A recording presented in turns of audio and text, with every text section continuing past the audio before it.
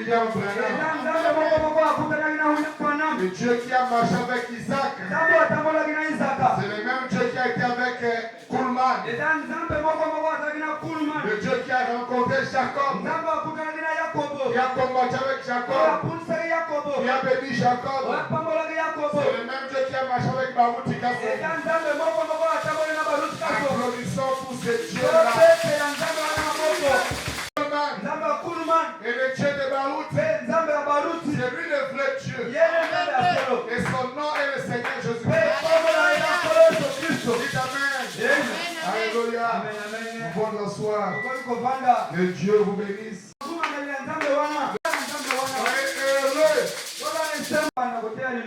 Que le frère Boaz vienne me chanter une portion de la chanson. Une chanson rapidement. Tu l'auras ce soir. Si tu es venu pour chercher le Saint-Esprit, tu l'auras aussi ce soir. Alors ne sélectionnez pas. Dites à Dieu, vous avez besoin de tout ce qui est bien pour vous. Amen. Nous aimons la révélation de la parole. Est-ce que vous êtes heureux ce soir? Est-ce que vous aimez la parole de Dieu? Est-ce que vous aimez le message? Est-ce que vous aimez le messager? Alléluia. Que Dieu vous bénisse richement. Nous allons prendre nos Bibles dans Luc chapitre 17. On ne va pas parler pendant longtemps. Demain, soyez ponctuels. Luc chapitre 17, versets 26 et 27. Nous 2 Pierre chapitre 3. Amen. Ce qui arriva du temps de Noé. Alléluia. Amen. Ce qui arriva du temps de Noé arrivera dès même au jour du Fils de l'homme. Les hommes mangeaient, vivaient, se mariaient et mariaient leurs enfants jusqu'au jour où Noé entra dans l'arche. Le déluge vint et le fut tous péris. Alléluia. Amen. Prenons 2 Pierre. Chapitre 3. À partir du premier verset. Voici déjà, bien-aimés, la seconde lettre que je vous écris. Dans l'une et dans l'autre, je cherche à éveiller par des avertissements votre saine intelligence. Alléluia. Amen, amen. Afin que vous vous souveniez des choses annoncées d'avance par les saints prophètes et du commandement du Seigneur et Sauveur enseigné par vos apôtres, sachant avant tout que dans les derniers jours il viendra de moqueurs avec leurs railleries, marchant selon leur propre convoitise et disant, où est la promesse de son avènement? Car depuis que les pères sont morts, tout demeure comme dès le commencement. Ils veulent ignorer que des cieux existaient autrefois par la parole de Dieu. De même qu'il était tiré de l'eau et formé au moyen de l'eau, et que par ces choses, le monde d'alors périt submergé par l'eau. Tandis que par la même parole, les cieux et la terre d'à présent sont gardés et réservés pour le feu, pour les jours du jugement et de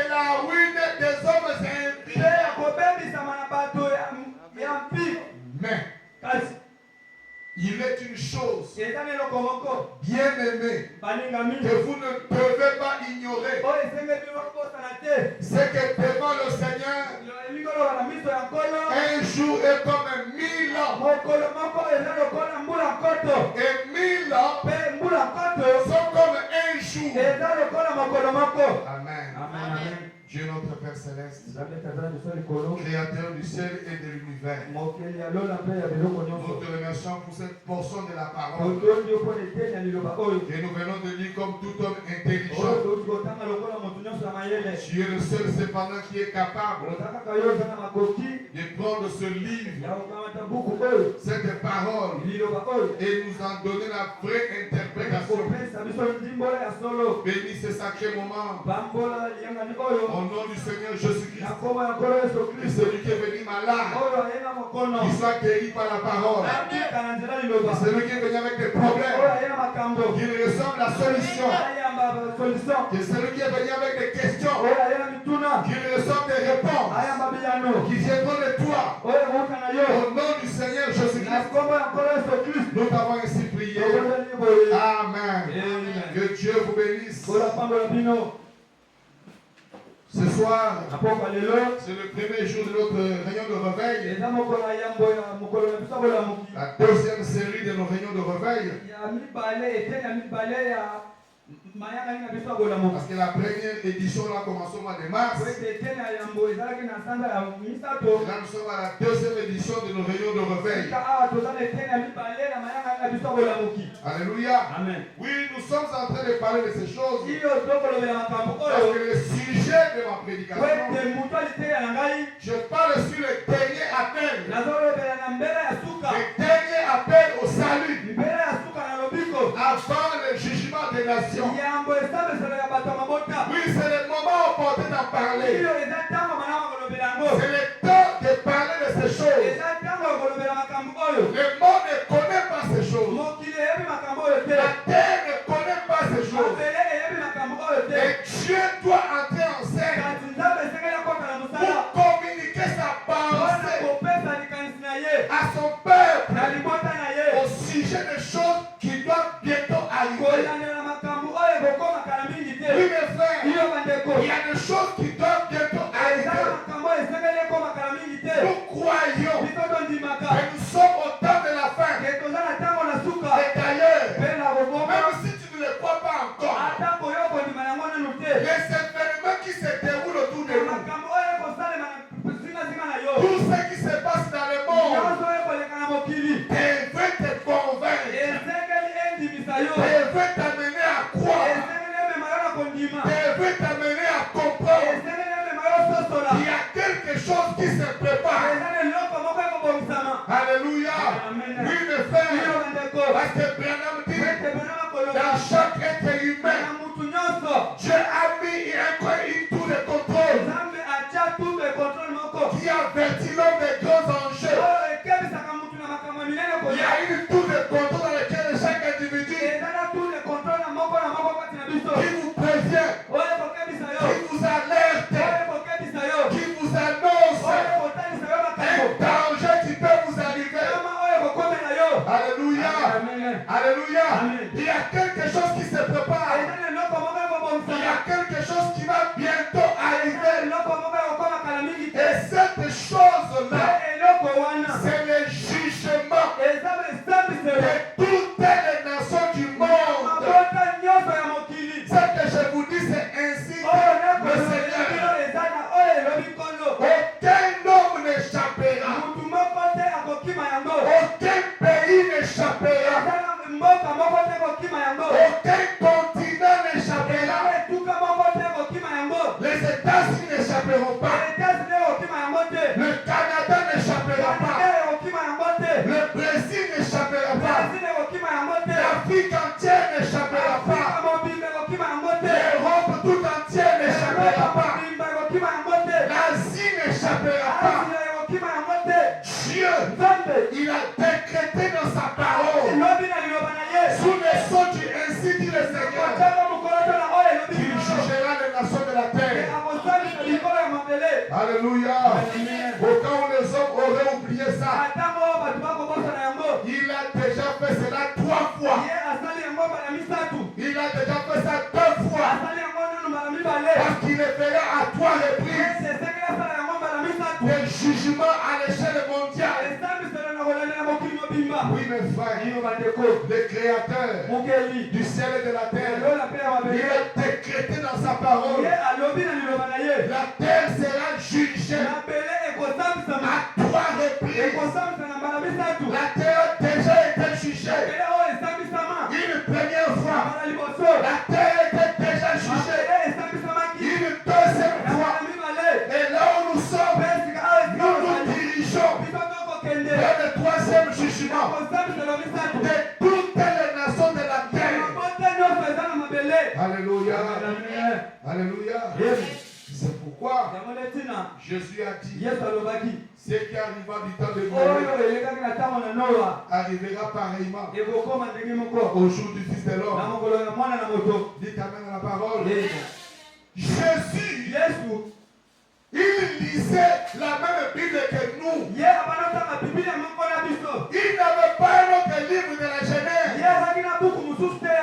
Le livre de la Genèse que nous connaissons, que nous lisons, c'est le même livre que Jésus lisait. Et c'est là-bas que Jésus, il a lu que Dieu avait détruit la terre par l'eau. Alléluia. Dieu, avant de détruire la terre, au moyen de l'eau, il a envoyé un prophète. Et ce prophète-là, son nom c'était Enoch. Le 7e depuis Adam. Dieu donnait à Enoch un message du jugement. Enoch a annoncé à la terre que le Seigneur viendra. Le Seigneur est en train de venir avec ses 5 milliards pour exercer le jugement sur les impies de toute la terre. C'est la Bible qui dit. Dites à la parole. Et c'est lui qui le dit. C'est le frère propre de Jésus. Cet homme s'appelait Jude.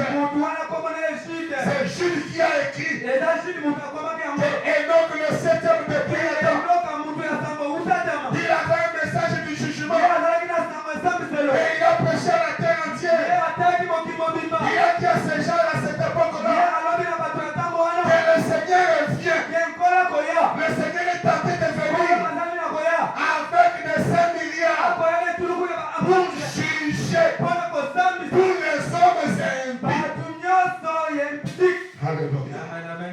Dites amen à la parole. Je vais vous lire Jude, le frère de Jésus, qui est aussi un prophète. Écoutez Jude. C'est un petit livre qui n'a qu'un seul chapitre que beaucoup de gens ignorent. Est-ce que vous aimez la parole? Jude dit ceci. Verset 14. C'est pour eux d'écrire la nature des gens de sa génération.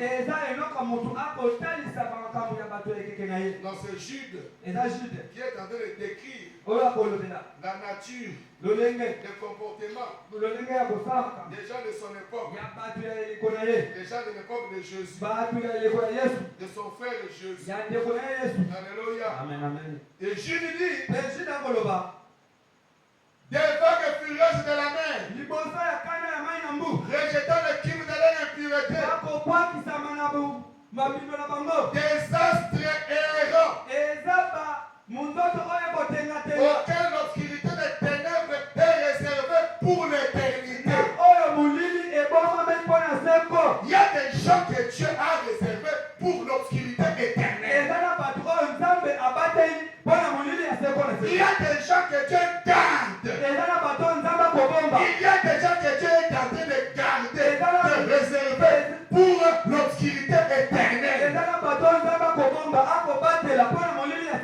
Mais il y a aussi des gens que Dieu est en train de garder pour une lumière éternelle. Alléluia. C'est aussi pour eux Enoch, le 7e depuis Adam, a prophétisé en ces terres.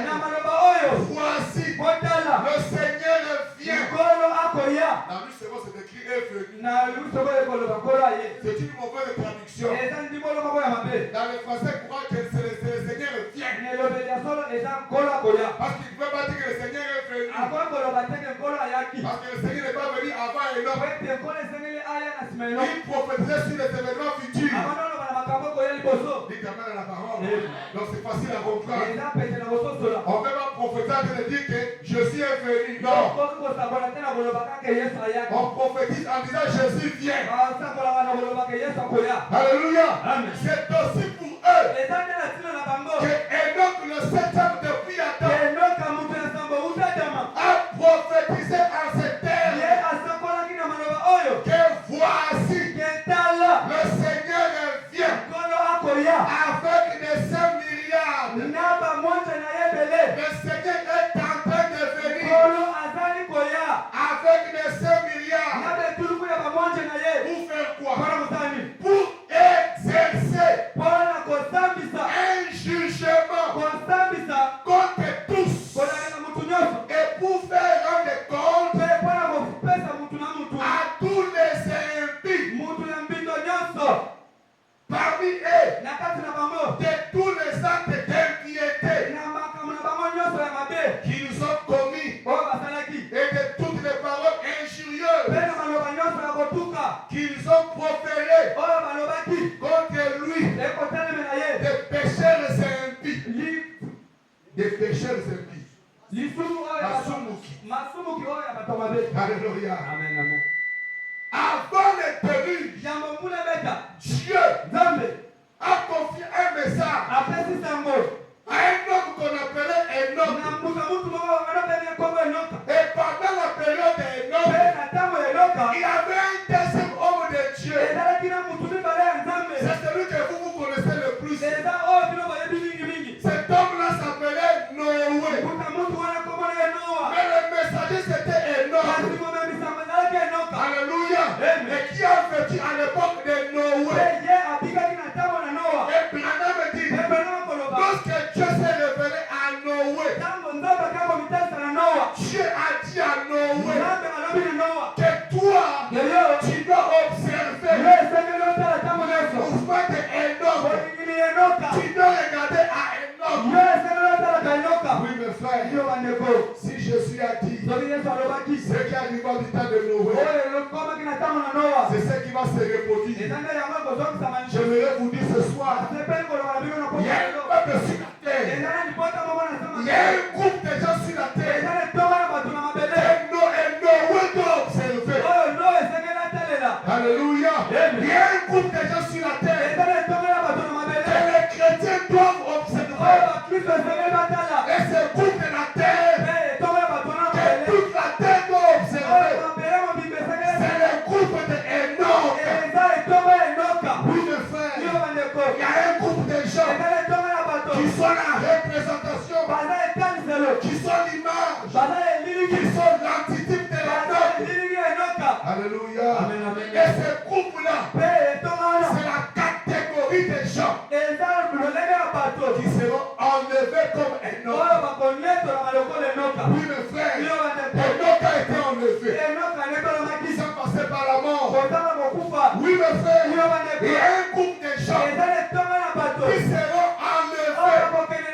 Ils monteront au sein de vivant. Ils sont passés par la mort. Et ce groupe-là, toute la terre de la chrétienté doit les observer. Comme Enoch, il observait Enoch. Ils ont vécu ensemble. Alléluia. Madame dit, l'arche de Noé a été construite par Enoch et Noé. Alléluia. L'arche de Noé a été construite par Enoch et Noé. Mais quand Dieu a commissionné Enoch, il lui a donné un message du jugement, que toute la terre sera jugée. Et les gens se moquaient de ça. Déjà, prenez ça pour de la blague. Et l'autre prêchait la parole. Pour que le monde le sache. Pour que la terre ne l'oublie jamais. Qu'est-ce que l'autre a fait? Il a conçu un plan. Il a conçu le plan d'une maison. Pour le plan d'un monument. Il est allé ériger en Égypte. Il a conçu ce qu'on appelle la pyramide. La pyramide de Gizeh. La pyramide de Khéops. C'est facile de le découvrir. Personne ne peut trouver quelqu'un aujourd'hui. Nous sommes dans la génération où la connaissance est exposée à tout le monde. Il y a une pyramide qui a existé avant le déluge. On appelle la pyramide de Gizeh. La pyramide de Khéops. Que les historiens appellent la 7e merveille du monde. Le seul monument qui a résisté au déluge. Le seul monument que le déluge n'a pas été en mesure d'être détruit pendant le premier jugement. Oui, mes frères, on a entendu que Branham arrive pour que Branham nous dise que ce monument-là, que les hommes appellent la 7e merveille du monde, Dieu le considère comme la 2e Bible de Dieu. Oui, mes frères, le ciel et la terre passeront, et la parole de Dieu ne passera pas. Le déluge ne peut pas détruire la parole. Le Dieu ne peut pas détruire la parole. Lorsque la terre entière était détruite, lorsque les continents du monde étaient détruits, il y a un monument qui a résisté. Et ce monument-là, c'est la 2e Bible de Dieu. Oui, mes frères, vous devez le savoir que Dieu a écrit 3 Bibles. La première Bible, c'est pas le papier ici. Parce que le papier n'existait pas encore. Mais malgré que le papier n'existait pas, Dieu parlait déjà. Alléluia. Malgré que le papyrus, le papier, n'existait pas encore. Mais Dieu, il parlait déjà. Lorsque la Genèse 1, le Seigneur a dit que la lumière soit, que la lumière fut. Alléluia. Branham a dit une grosse boule de feu est sortie du Créateur et a commencé à tournoyer pendant des millions et des millions d'années. Et de cette grosse boule de feu, une autre lumière est sortie que Dieu appellera soleil plus tard. Alléluia. Après beaucoup de mouvements, les étoiles ont été créées, la lune a été créée, les planètes ont été créées. Qui t'a donné la parole? Et Branham dit, lorsque Dieu il crée les étoiles, les planètes, le soleil, la lune, et qu'il les organisait, qu'il les rangeait dans le firmament, qu'est-ce que Dieu faisait? Il était en train d'écrire sa première Bible.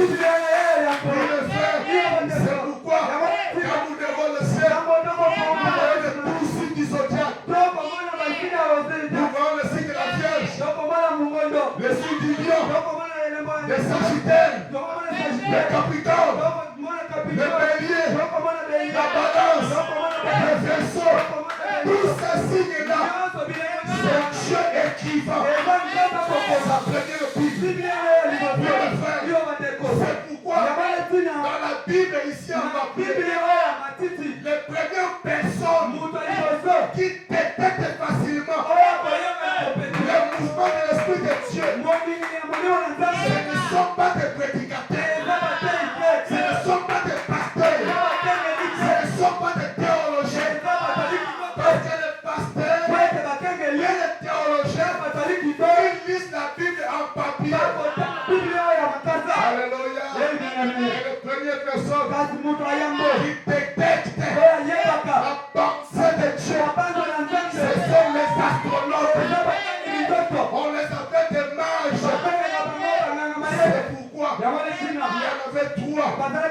Ils sont venus de l'Orient. Ils ont fait 2 ans de voyage.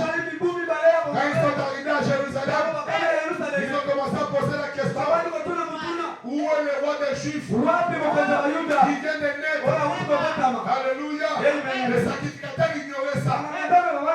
Les pasteurs ignoraient ça. Les pharisiens ignoraient ça. Et les astronautes, ils lisaient dans les étoiles. Où est le roi des Juifs qui vient de naître? Car nous les astronautes, nous les mages, nous avons vu son étoile en Orient. Et nous sommes venus pour l'adorer. Alléluia. C'est pourquoi Branham dit un véritable chrétien aujourd'hui, il doit être comme les mages de l'Orient. Quelle que soit la distance à parcourir, l'essentiel pour toi, c'est de retrouver le fils qui est né. Même si ça te coûtera 2 ans. Donc cela coûtait les mages. Vous monterez les montagnes. Vous descendrez les vallées. Vous traverserez les rivières. Vous traverserez les fleuves. Jusqu'à arriver là où le Messie est. Dites-moi la parole. Oui, mes frères. Avant le déluge, c'est après déjà écrit sa Bible. Et la deuxième Bible de Dieu, c'est Enoch qui l'avait conçu. Qu'est-ce que Enoch a fait? Il a pris les révélations, les choses que Dieu lui avait données, le message que Dieu lui avait donné, la parole que Dieu lui avait donnée. Enoch est allé dans la pyramide. Lorsque la pyramide était achevée, Enoch est allé écrire tous les plans de la rédemption.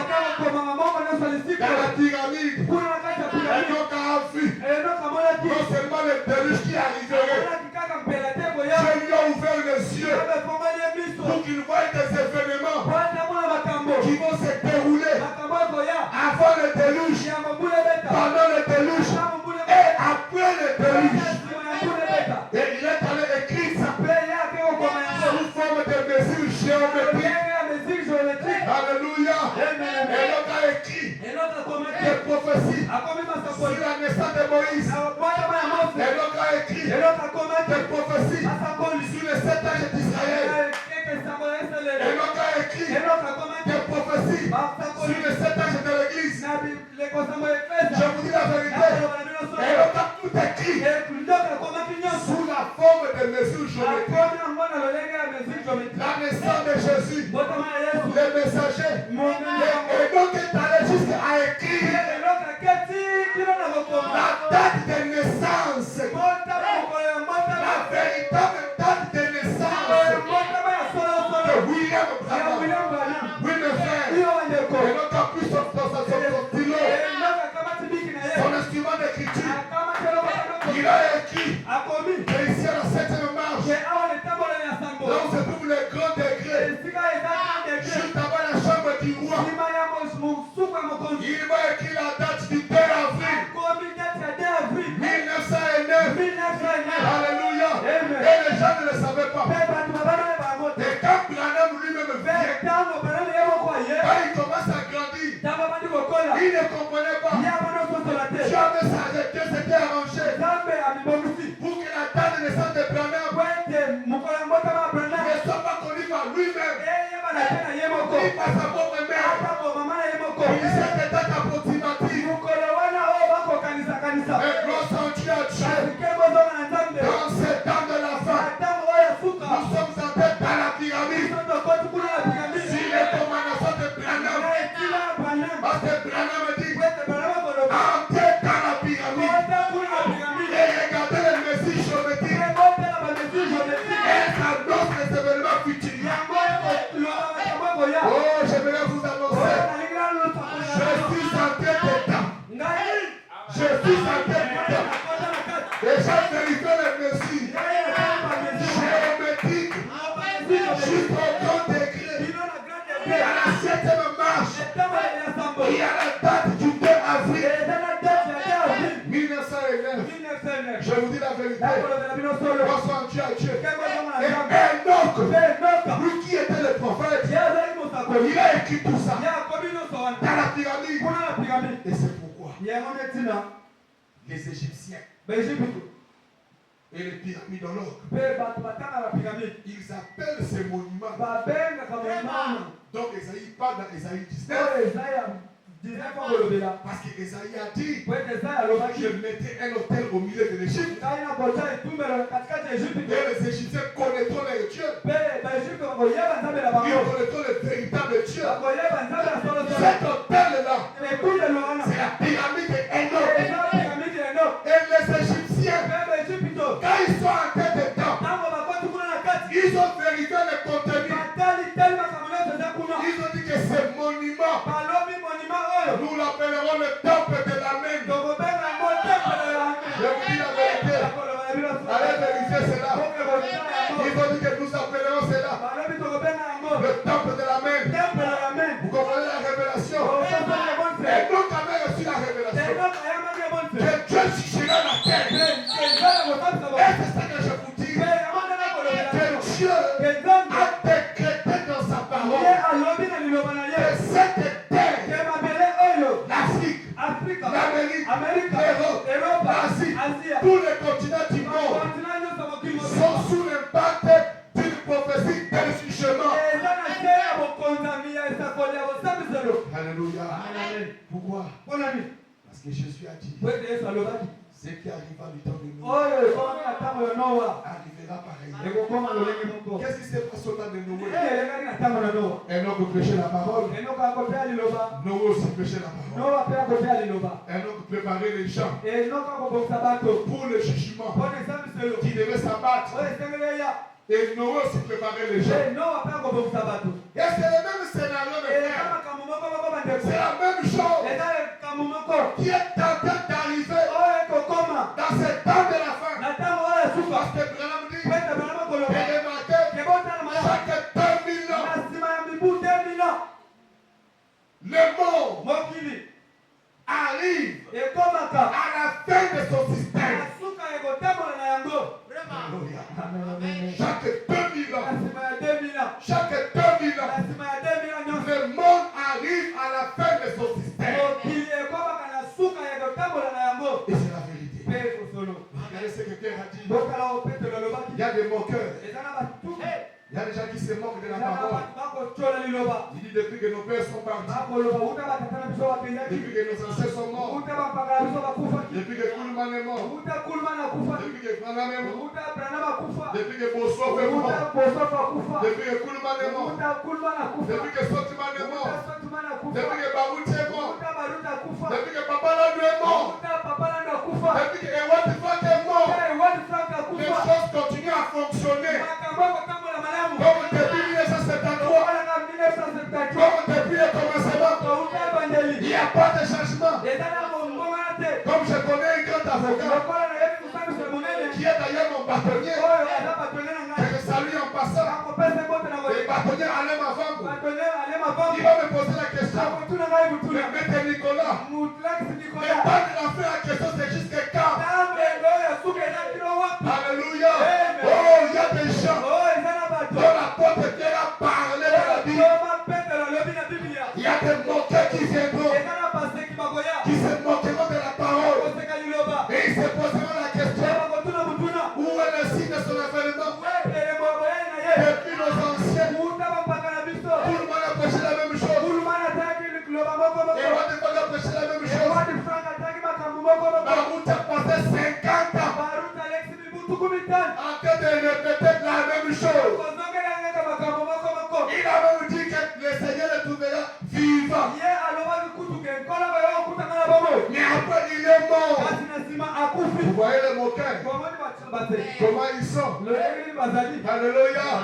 Et l'apôtre Pierre, il leur dit que ces hommes-là, ils veulent ignorer que le ciel et la terre d'alors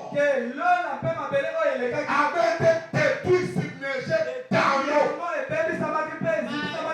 Et que le ciel et la terre d'aujourd'hui, l'Asie, l'Europe, l'Afrique, l'Océanie,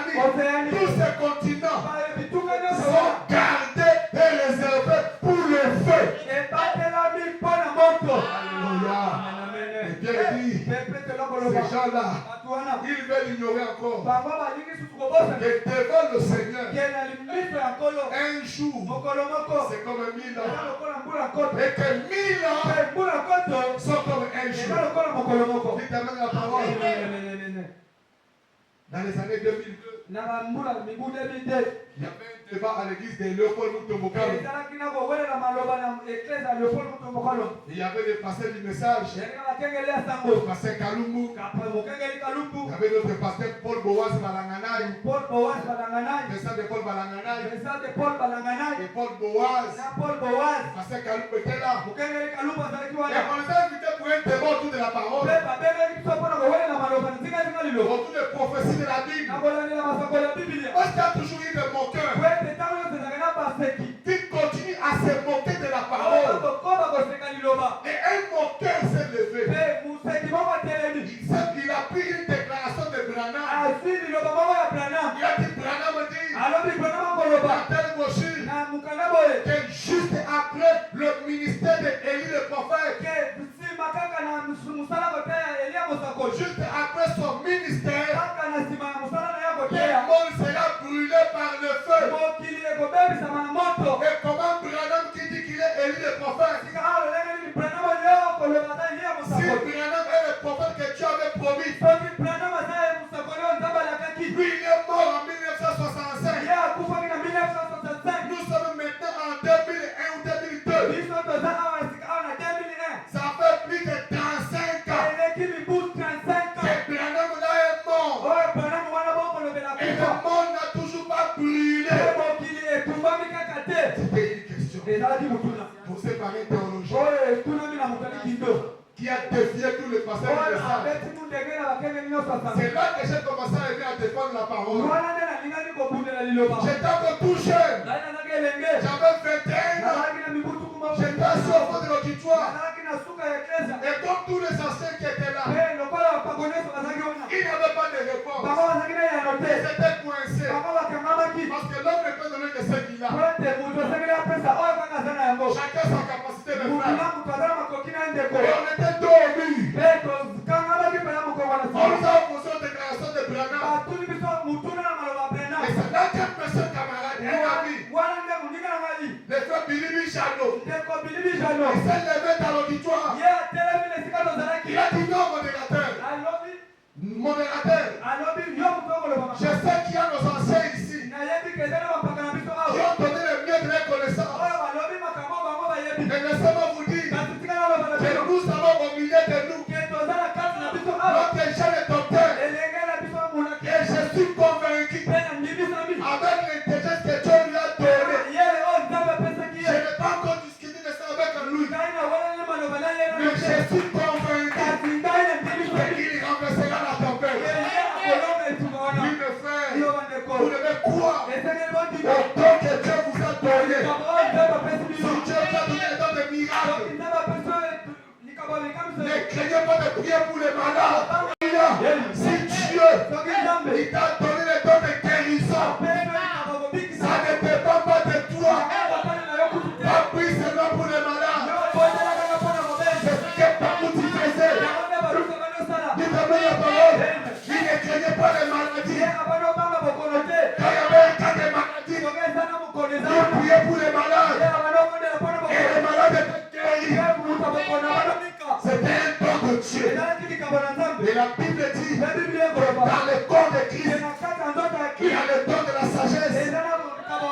Et après cela, il y a le don de la connaissance.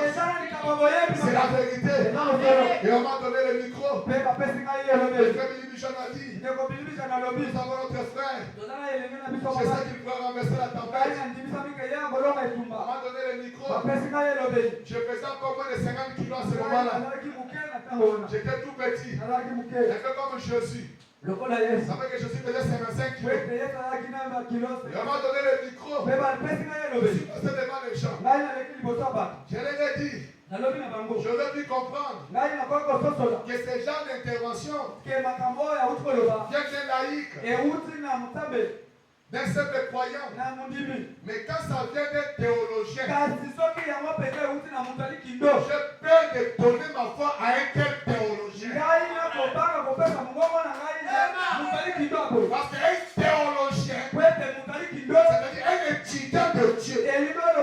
Parce que la théologie, ça veut dire le titre de Dieu. Donc, un théologien qui a suivi la formation de Dieu. Un homme à qui on a formé Dieu sur le tableau. On lui a enseigné Dieu sur le tableau. Oh mes frères, Dieu on ne connaît pas sur le tableau. Dieu on le connaît par la révélation. Alléluia. Un théologien qui a appris Dieu sur le tableau, il devait savoir ce que la parole de Dieu dit. Dans 2 chapitre 3, que devant le Seigneur, que 1000 ans c'est un jour. Lorsque toi tu passes 1000 ans sur la terre, là-bas au ciel, Dieu voit un jour. Alors prenons nos calculatrices, comme taper la Bible. 1000 ans sur la terre, pour Dieu c'est un jour. Alors 35 ans, c'est combien de minutes? Oh, j'aime le message. Oh, j'aime la parole. C'était le chaos technique.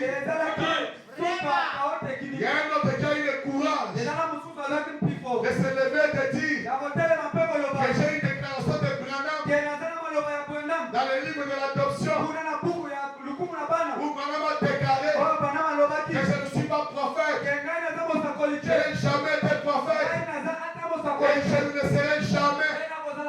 Et je suis prêt à traduire n'importe qui en justice. Tout celui qui dira que je suis prophète, on avait soumis ça à nos pasteurs. Oh, la chère Kaloum était là. Je vois la sagesse du pasteur Kaloum. Dites amen la parole. Le frère Bessat de Paul était là.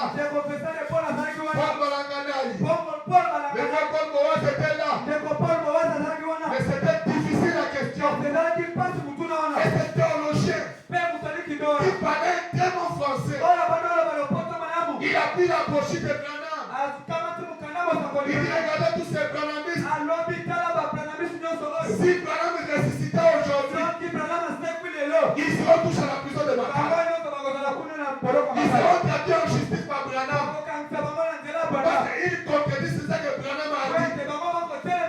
Que je ne suis ni prophète. Que je ne suis pas prophète. Et je ne le serai jamais. Je ne dis pas pour être humble. Alléluia.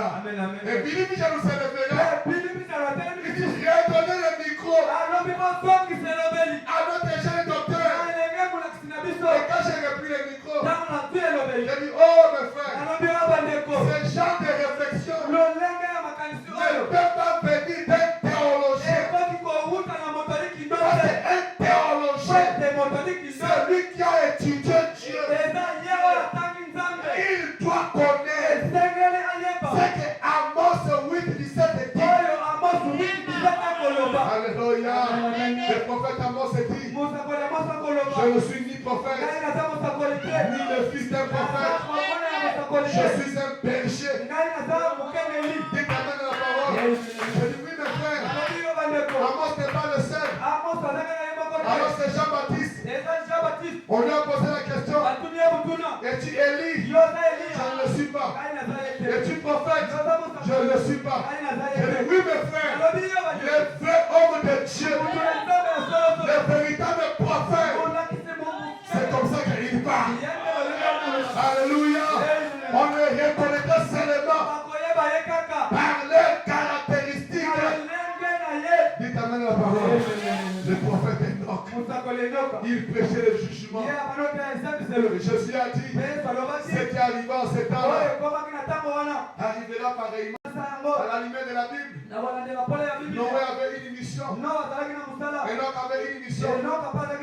Branham dit, les deux hommes, ils prêchaient au même moment.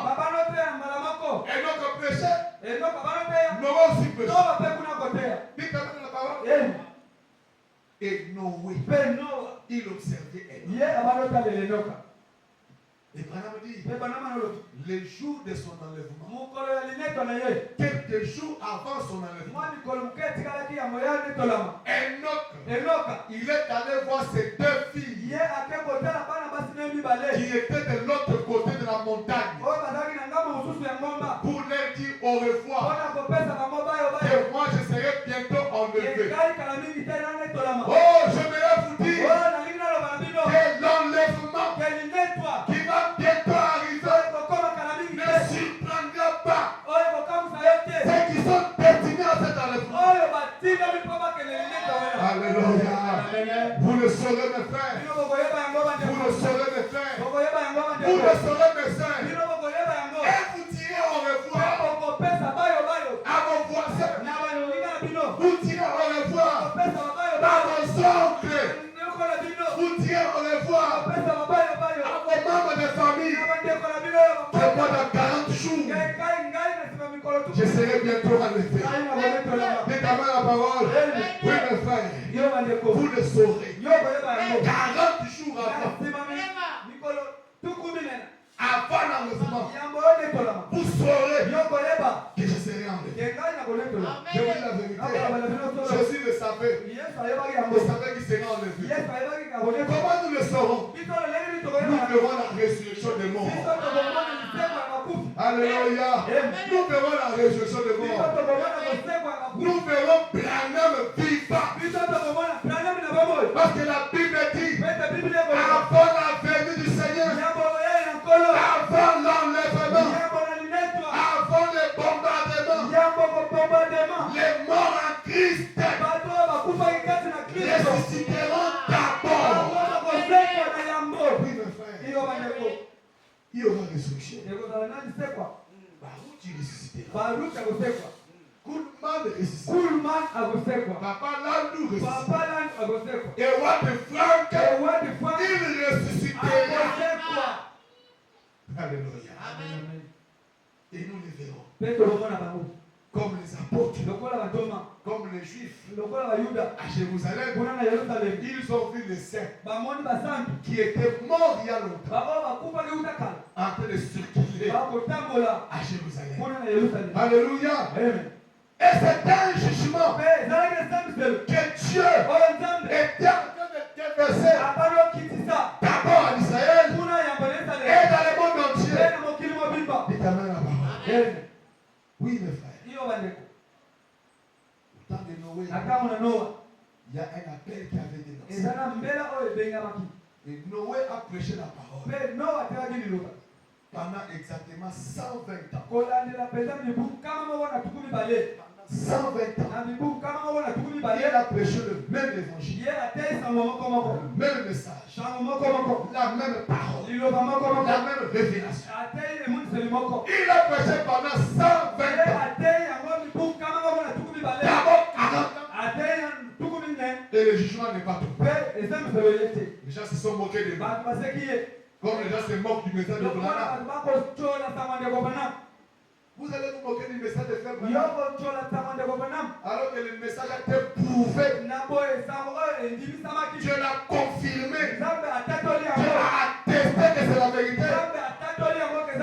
Dieu a démontré que le message est vrai.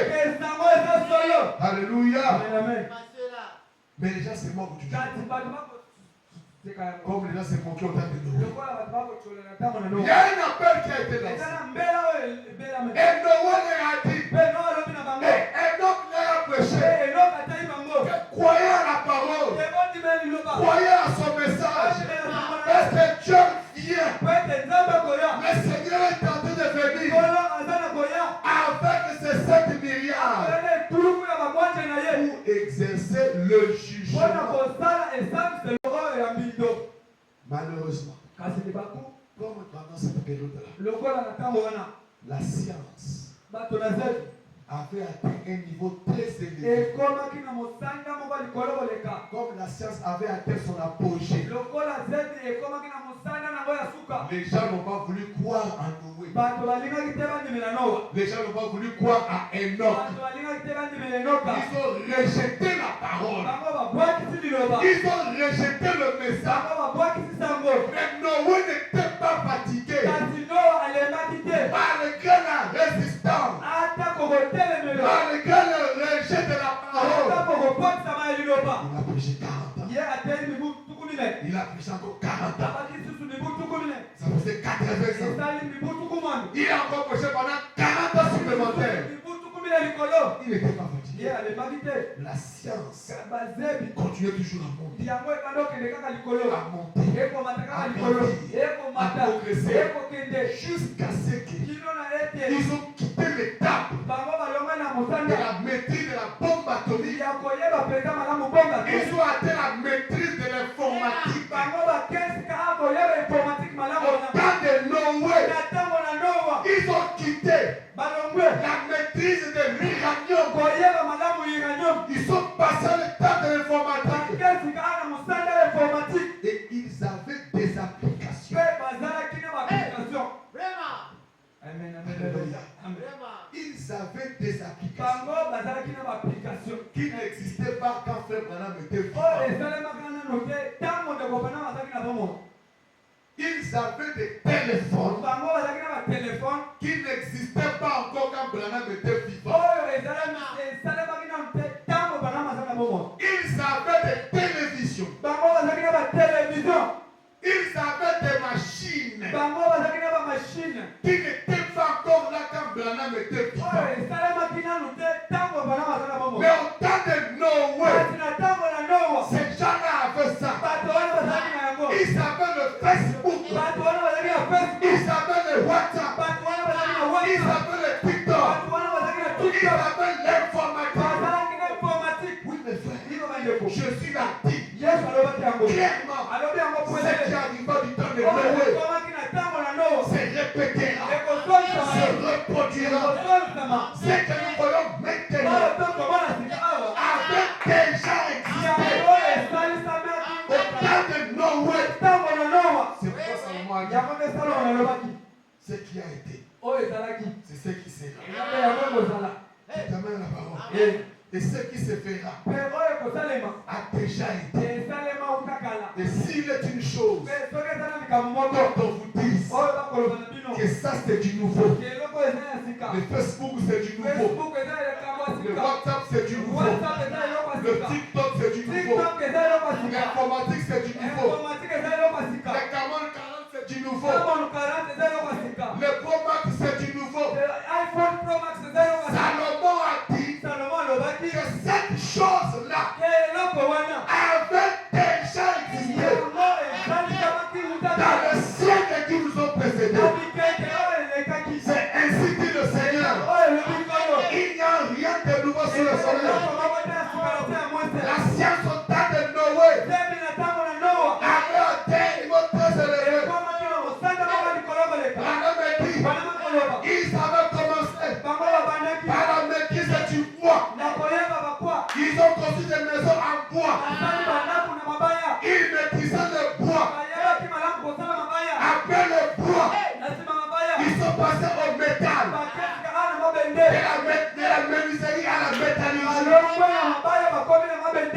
La parole. Quand ils ont quitté la métallurgie, ils ont commencé à exploiter les métaux souterrains. C'est là qu'ils vont découvrir l'uranium. Ils avaient la maîtrise de la bombe atomique. Après la bombe atomique, ils ont découvert la communication à distance. C'était l'informatique. Et Branham dit, c'est comme ça. Ils étaient capables d'envoyer des sondes dans l'espace. Si l'eau est là-bas dans l'espace, ils avaient des instruments qui pouvaient être lancés dans l'air pour aller vérifier si c'est que Noé dit, c'est la vérité. Oh, Branham dit, Dieu seul, il savait d'où viendra les eaux qui détruiront la terre. Alléluia. Ce qui arriva au temps de Noé arrivera pareillement. Ça va se répéter, mes frères. Qu'est-ce qui s'est passé à cet temps? Frère Branham dit, il y avait un homme ivre qui prenait sa bière, qui prenait de l'alcool, qui prenait de la la boisson alcoolique. Et pendant qu'il était ivre, il ne savait pas qu'on lui avait confié une mission délicate de gérer la station nucléaire qui était au nord. Et il prenait de l'alcool dans son bureau. Vous allez me demander où est-ce que la Bible le dit. Oh, laissez-moi vous dire, c'est ça la particularité d'un prophète. Parce que Dieu a donné un prophète la capacité que toi et moi ne peut pas avoir. Oui, mes frères, c'est Branham, lui qui était le prophète de Dieu. Pendant qu'il prêchait la parole, Dieu pouvait le transporter en extase et le faire voyager dans le temps. Et Branham reste au Branham tabernacle. Son corps reste au Branham tabernacle. Et son esprit est ravi. Au jour de Noé, c'est la main de la parole. Oui, mes frères, comme l'esprit de Jean était ravi au jour du Seigneur. L'esprit de Branham, pendant que Branham était à la chaîne, son corps restait à la chaîne. Et son esprit a été ravi et a voyagé à 6 000 ans de distance. Et Branham est arrivé, c'est comme il ne le connaît pas. Oh, je me sens moins secret. De la même manière que Branham a vu la vie un homme en train de boire, qui c'est de la faute d'Adam. C'est le même Branham en train de gérer la station nucléaire qui était au nord. Pendant qu'il était ivre, il pensait qu'il a appuyé sur son téléphone. Il a appuyé le bouton du nucléaire. Et la bombe a été lancée. Et elle allait tomber en Alaska. Et il y a eu bombardement en chair. Et Branham dit, en ce moment-là, la terre a basculé de son orbite. Parce que quand tu as créé la terre, l'axe de la terre était tout droit. Mais le pacte du nucléaire et la bombe atomique a fait basculer la terre. Et il y a eu la condensation de l'hydrogène et de l'oxygène. Et cela a formé des quantités d'eau dans l'espace. Et les eaux ont commencé à tomber. Oui, mes frères, ce même scénario se répétera dans ce temps de la fin. Je suis un homme russe. Sera dans son bureau en train de prendre le vodka et qui met ça dans vos livres. Un homme sera dans son bureau en train de prendre le vodka. Le vodka, c'est la boisson alcoolique russe. Et il appuiera un bouton qu'il ne fallait pas. Et la bombe partira et descendra à la Maison Blanche. Les États-Unis seront bombardés. Une autre bombe ira au Vatican. Le Vatican sera bombardé. Dites amen la parole. Ce qui arriva au temps de Noé arrivera demain. Alléluia. Dans le Noé, les gens se sont moqués. Malgré la paix de Noé, les gens n'ont pas cru en lui. Malgré la paix d'aujourd'hui, parce que ce message que nous proclamons, le message de Frère Branham que nous proclamons depuis 1933, le 11 juin, pendant que Frère Branham il avait encore 24 ans, vous devez faire servir le Seigneur quand vous avez encore moins de 25 ans.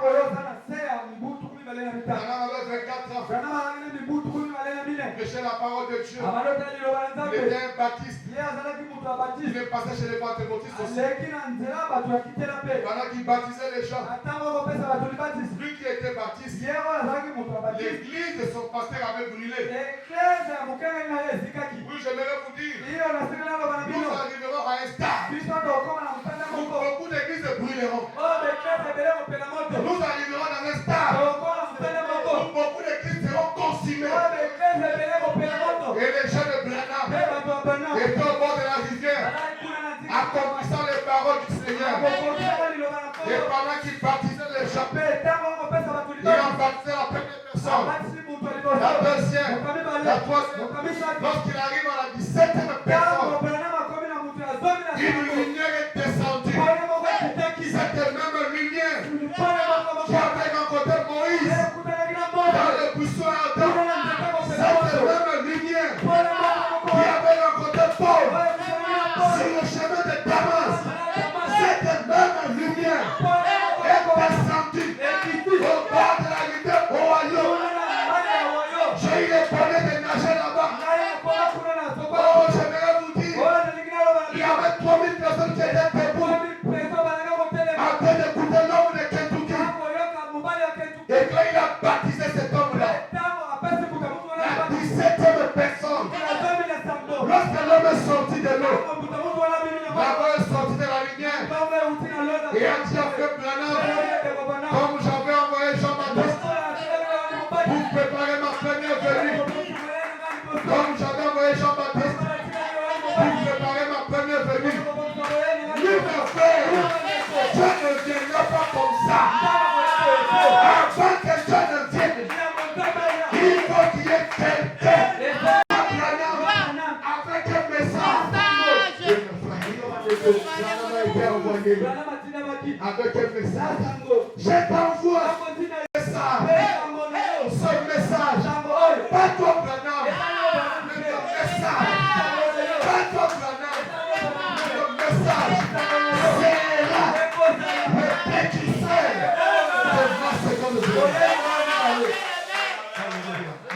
Depuis le 11 juin 1933, pendant que Roosevelt, qui était le président américain, il a été inspiré. Alors que le billet de $1 américain ne portait pas encore le fichier de l'aigle. Alors que le billet de $1 américain ne portait pas encore le symbole de la pyramide au-dessus. Roosevelt, Delano Roosevelt, il a été inspiré. Comme il était le président, il a décidé de prendre le visage de l'aigle, l'image de l'aigle, et de le mettre sur le billet de $1. Il ne s'est pas arrêté là. Toujours en 1933, le même Roosevelt, il a pris le symbole de la pyramide. Il a pris cela. Il a mis ça sur le billet de $1. Oh, gloire au Seigneur. Branham prend ce billet-là. Il dit, regardez mes frères. Regardez ce billet de $1. Regardez ce que Roosevelt a fait. Regardez ce que Roosevelt a fait. Il a pris les mains de l'aigle et le symbole de la pyramide. Il a mis ça sur le $1.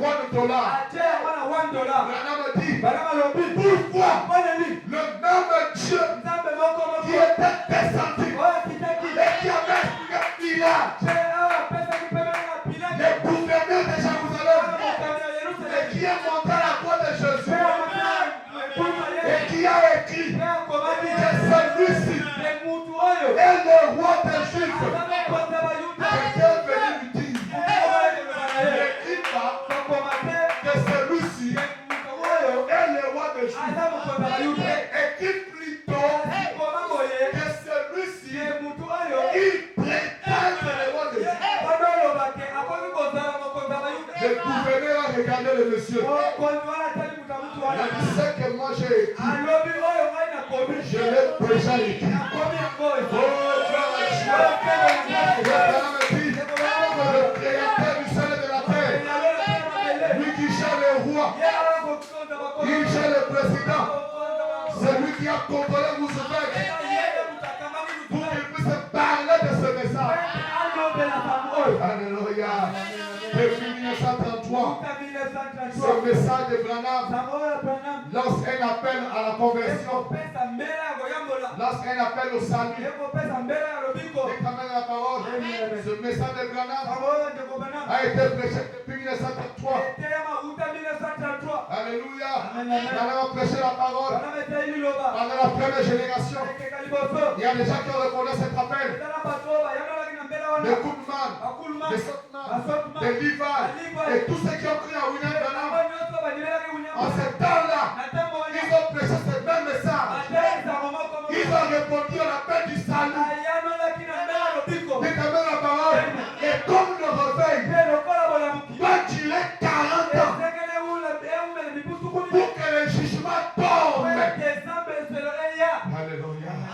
C'est même Dieu-là qui a prolongé sa patience comme au temps de Noé. Parce que la Bible dit Dieu ne voulait aucun périsse.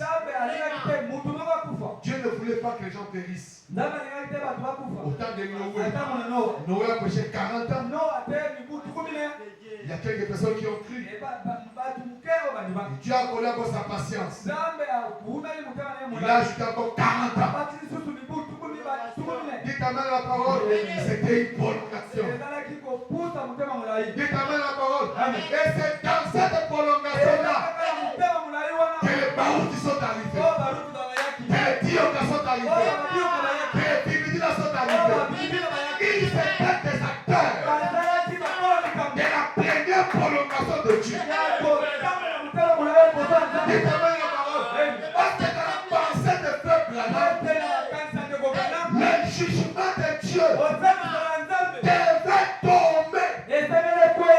avant 1955. C'est la vérité. Mais comme Dieu ne voulait pas que les gens périssent, il a vu les gens qui étaient dans les années 50, qui étaient nés dans les années 50. Ils avaient encore de 21 ans, 22 ans. Ils tremblaient dans les embléments,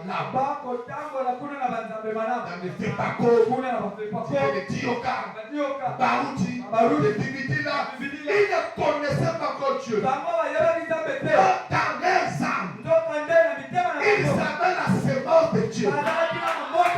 Ils savaient la parole. Alors, c'est que Dieu a fait autant de Noé, prolonger sa patience. Nous sommes passés de 73. Le calendrier continuera. Les dieux qui ont péché, les baroutis sont venus, les dividinas, acclamons le Seigneur pour nos anciens. Ils étaient des estimants au travers desquels Dieu lançait la paix au salut avant le jugement des nations. Alléluia. Et c'est comme ça, mes frères. Quand nous sommes arrivés en 2009, 2008, les astronomes indiens de la tribu des Mayas, ils ont regardé au ciel. Ils ont vu qu'en 2012, il y aura alignement des planètes. Et que cet alignement des planètes, c'est le signe du jugement dernier. Et que la terre sera détruite. Le monde va basculer. Ils savaient dire ça.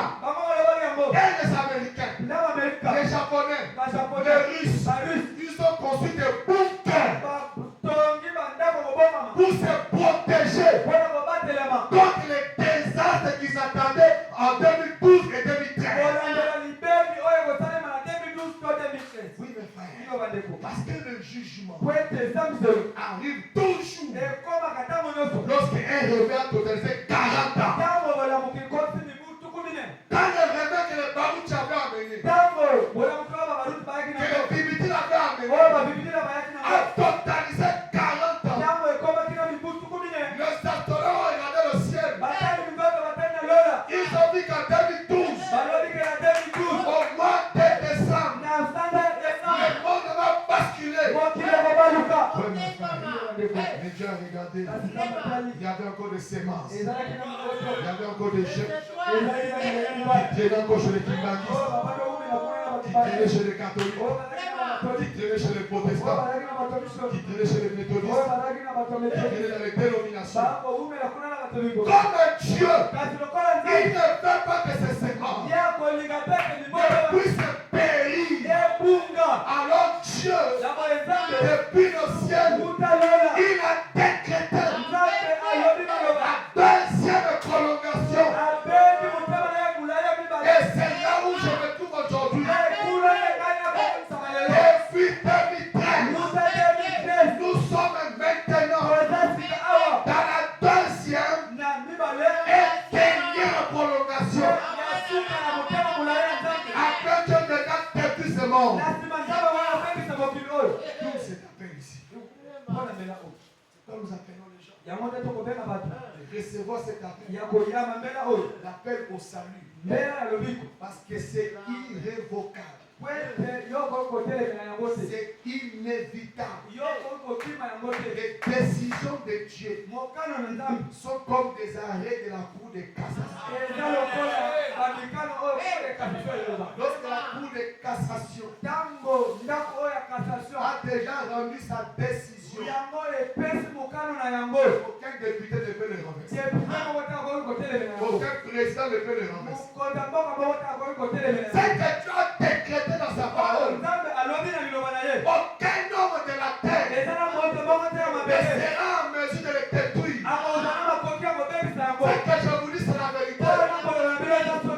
Depuis 2013, nous sommes à la troisième phase de 40 ans du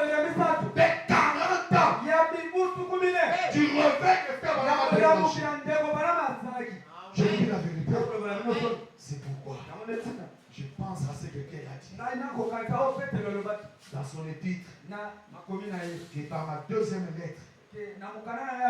J'essaie d'éveiller votre saine intelligence. La mission que Dieu m'a donnée, c'est de vous ouvrir l'intelligence.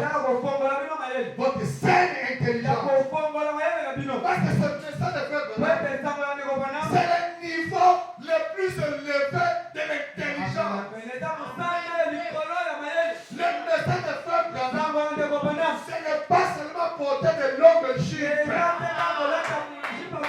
D'ailleurs, le message de Frère Branham, tu ne peux pas le réduire aux jupes. Le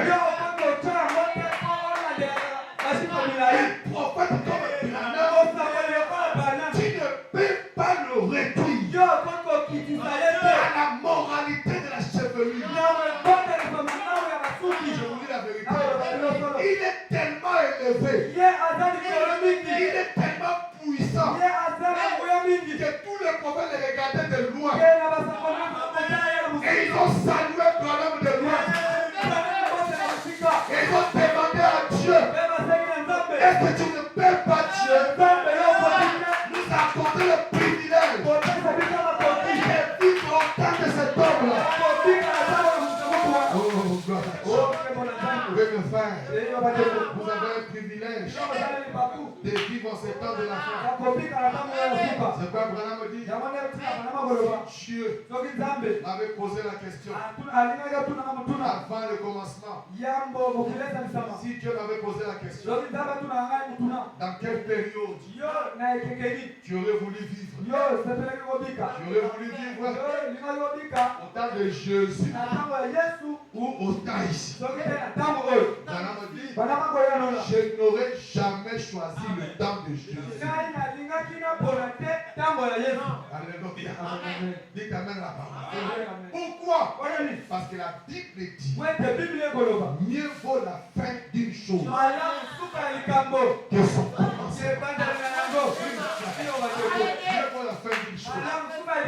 Et à moi, si Dieu me posait la question, dans quelle génération tu aurais voulu vivre sur la terre? J'aurais voulu vivre dans la génération de Kuhlman, de Baruti, maintenant. Je n'aurais jamais choisi la génération génération de Koulman. Je n'aurais jamais choisi la génération des Barout. Bien que j'ai eu le privilège de vivre aux côtés de ces grands hommes de Dieu. J'ai eu le privilège, quand ils descendaient de l'avion, en venant des États-Unis d'Amérique, on avait remis une médaille d'aigle. Celui que je porte maintenant. Lorsque nous sommes arrivés à l'aéroport de Djibouti, et la foule les recevait ce jour-là. Lorsque l'ancien est descendu de l'avion, lorsqu'il s'est mis à s'approcher, on avait mis les pagnes devant lui. Lorsqu'il marchait sur ces pagnes-là, lorsqu'il est arrivé devant moi, il m'a regardé. Il a pris sa médaille d'aigle.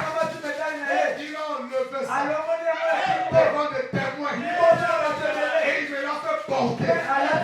Si nous étions dans l'Ancien Testament, vous savez ce qu'elle a voulu dire. Oh, grâce à Dieu. Oh, j'aime le Seigneur. J'aime le message. Et une fois qu'elle m'a dit me voir, il m'a dit, docteur Nicolas, est-ce que tu ne peux pas me vendre cette médaille? Je lui ai dit, mon frère, 1 million de monde n'achèteront pas ça. 1 million de la terre ne peut pas acheter cette médaille. Et quand Barout me la faisait porter, il va dire à ces gens qui étaient devant, cette médaille ici, on vient de me l'offrir aux États-Unis par la famille de Branham. Je le donne à ces gens. Et il est dit, derrière cette médaille, il y a un numéro matrice. Donc on ne peut pas lui voler ça. Alléluia. Grâce à Dieu. Voilà pourquoi je vous dis, mes frères, nous sommes heureux de vivre dans cette génération, dans cette troisième génération, pendant laquelle nous lançons un appel au salut. Parce qu'il y a un jugement qui va se déverser. Que Dieu vous bénisse.